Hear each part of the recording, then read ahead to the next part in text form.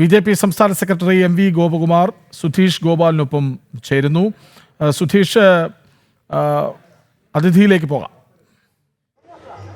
ഒരാഴ്ചയ്ക്കപ്പുറം വീണ്ടും ഒരു മണ്ഡലകാലം എത്തുമ്പോൾ അയ്യപ്പ ഭക്തർക്ക് വേണ്ട ഒരു അടിസ്ഥാന സൗകര്യവും ചെങ്ങന്നൂരും അതോടൊപ്പം തന്നെ ആലപ്പുഴ ജില്ലയിലെ മറ്റ് ഇടത്താവളങ്ങളിലും ഒരുക്കിയിട്ടില്ല എന്നതാണ് ഏറ്റവും ദയനീയമായ ഒരു സാഹചര്യം. അതിൽ എടുത്തു പറയേണ്ടത് ചെങ്ങന്നൂർ തന്നെയാണ്. നമുക്കറിയാം, ഏറ്റവും കൂടുതൽ അയ്യപ്പ ഭക്തർ ചെങ്ങന്നൂർ റെയിൽവേ സ്റ്റേഷനിലെത്തി അവിടെ നിന്നുമാണ് പമ്പയിലേക്ക് പോകുന്നത്. അവർക്ക് വേണ്ട അടിസ്ഥാന സൗകര്യങ്ങളുടെ അപര്യാപ്തത, അതോടൊപ്പം തന്നെയാണ് ഹരിപ്പാടും അമ്പലപ്പുഴയും അടക്കമുള്ള മറ്റ് ഇടത്താവളങ്ങളിലും അവസ്ഥകൾ.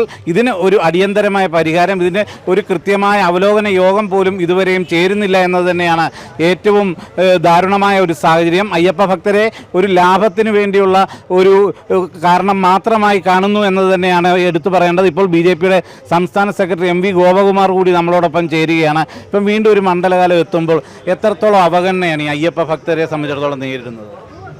അയ്യപ്പ ഭക്തരുടെ കയ്യിൽ നിന്ന് കിട്ടുന്ന നോട്ട് എണ്ണുക എന്നുള്ള ജോലി മാത്രമാണ് ഇപ്പോൾ ദേവസ്വം ബോർഡും സർക്കാരും ചെയ്തുകൊണ്ടിരിക്കുന്നത്.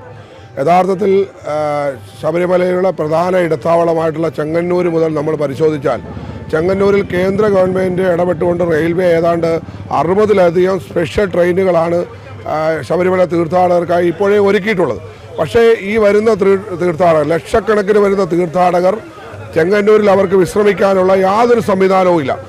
വർഷങ്ങൾക്ക് മുമ്പ് അവിടെ നിർമ്മാണം ആരംഭിച്ചിട്ടുള്ള ശബരിമല ചെങ്ങന്നൂർ മഹാദേവ ക്ഷേത്രത്തിന് സമീപം ആരംഭിച്ചിട്ടുള്ള ആ വിശ്രമ കേന്ദ്രം, അതിൻ്റെ പണി എങ്ങും ആകാതെ അത് അവശേഷിക്കുകയാണ്.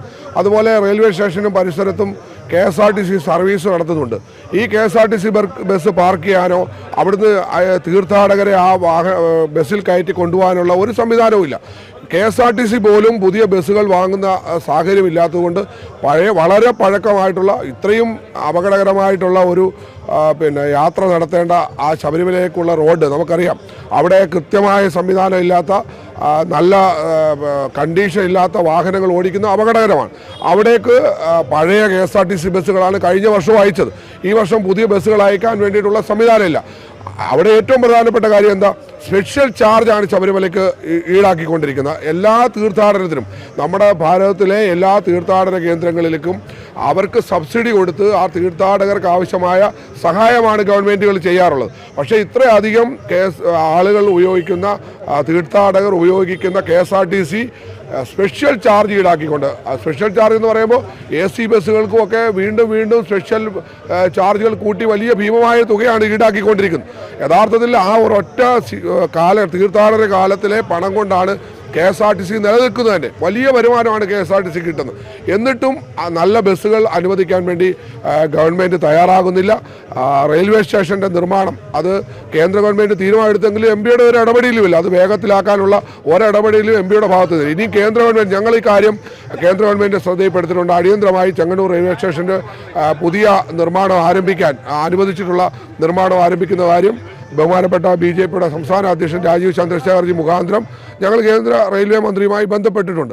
അപ്പോൾ അത് വരുമ്പോൾ അത് ഞാനാണ് നടത്തിയത് എന്ന് പറഞ്ഞ് അവകാശം ഉന്നയിക്കുന്ന പണി മാത്രമാണ് MPയുടെ ഭാഗത്തുനിന്ന്. അല്ലാതെ അവിടുത്തെ പോരായ്മ പരിഹരിക്കാൻ സീസൺ ആകുമ്പോൾ, ആ തീർത്ഥാടന കാലഘട്ടം വരുമ്പോൾ അവിടേക്ക് വന്നിട്ട് അവലോകന യോഗം നടത്തും. എല്ലാ മന്ത്രിമാരും എല്ലാ വർഷവും വഴിപാട് പോലെ അവലോകന യോഗം നടത്തുകയാണ്. എന്നാൽ എന്താണ് വേണ്ടത്? അവർക്ക് ആവശ്യമായ സംവിധാനം, ഇപ്പോൾ ശബരിമലയിലടക്കം ശൗചാലയങ്ങൾ പോലും വേണ്ട തരത്തിൽ ഇല്ല എന്ന് ഭക്തർ നിരവധി വർഷമായിട്ട് നിലവിളി കൂട്ടുകയാണ്. അവിടെ ആ നടപ്പന്തലിൽ വിശ്രമിക്കാൻ സംവിധാനമില്ല. ഇപ്പോൾ രാഷ്ട്രപതി വന്ന സമയത്താണ് അവിടെ പെട്ടെന്ന് കോൺക്രീറ്റ് ചെയ്ത്, നമ്മളെല്ലാം കണ്ടതാണ്, കോൺക്രീറ്റ് ചെയ്ത് അവിടെ സംവിധാനം ഒരുക്കുകയാണ്. എന്തൊരു ഗതികേടാണ്! ഇത്രയും കോടിക്കണക്കിന് രൂപയുടെ വരുമാനം, ലക്ഷക്കണക്കിന് കോടി പണം വരുന്ന ഒരു ഭക്തജനങ്ങൾ സമർപ്പിക്കുന്ന ഒരു തീർത്ഥാടന കേന്ദ്രത്തിലെ അവിടെ നിർമ്മാണ പ്രവർത്തനം നടത്താൻ, അവിടെ തീർത്ഥാടകർക്ക് ആവശ്യമായ സൗകര്യം ഒരുക്കാൻ അവർ തയ്യാറല്ല. എന്നെങ്കിൽ അവർക്ക് ചെയ്യാൻ കഴിയുന്നില്ല എങ്കിൽ അവിടെ ഭക്തജനങ്ങൾ അരി കൊടുക്കാൻ തയ്യാറാണ്, സംഭാവന കൊടുക്കാൻ തയ്യാറാണ്, എല്ലാത്തിനും തയ്യാറാണ്. പക്ഷേ അവിടെ തീർത്ഥാടകർക്ക് ആവശ്യമായ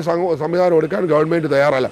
ചെങ്ങന്നൂരിനപ്പുറം മറ്റ് ആലപ്പുഴ ജില്ലയിലെ ഇടത്താവളങ്ങളുടെ അവസ്ഥയും സമാനമല്ല. തീർച്ചയായും അവിടെ ഇടത്താവളം എന്ന ബോർഡ് വെക്കുന്നു എന്നാൽ ഉപരി അവിടെ ദേവസ്വം ബോർഡ് പണം മുടക്കി ഒന്നും ചെയ്തതായിട്ട് നമ്മൾ കാണുന്നില്ല. അവിടെ ഒരു KSRTC ബസ് വരും, അവിടുന്ന് ആളുകളെ കൊണ്ടുവരും, അവിടെ ഒരു ബോർഡ് വെക്കും, അവിടെ എന്തെങ്കിലും ചെറിയ സംവിധാനം, വലിയ പണം മുടക്കില്ലാത്ത ചില കാര്യങ്ങൾ ചെയ്യും.